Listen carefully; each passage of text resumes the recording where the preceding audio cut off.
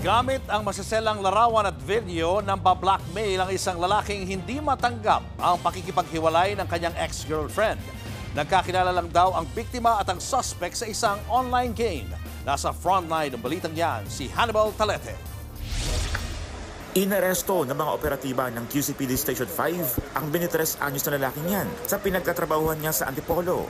Inireklamo siya ng pagkapakalat ng masaselang larawan at video ng kanyang ex-girlfriend. Base sa investigasyon, 2023 nang magkakilala ang suspect at ang 25 anyos na biktima sa isang online game. Nagkaroon sila ng long-distance relationship at sa video call nag-uusap. Ang hindi alam ng babae, nire-record pala ng lalaki ang masaselang video calls nila.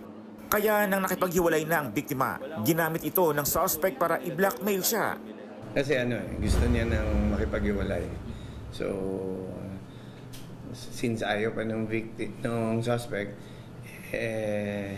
ginawa niya, nagpadala siya ng mga hindi magagandang letrato sa pamilya. Sinubukan namin kunan ng pahayag ang suspect, pero tumanggi na siyang magsalita. No comment na lang po. Mahaharap ang suspect sa mga reklamong paglabag sa Violence Against Women and Children Act, Anti-Photo and Video Voyeurism Act, at Cybercrime Prevention Act. Nagbabalita mula sa Frontline. Hannibal Talete, News 5. Mga kapatid, Julius Babaw po.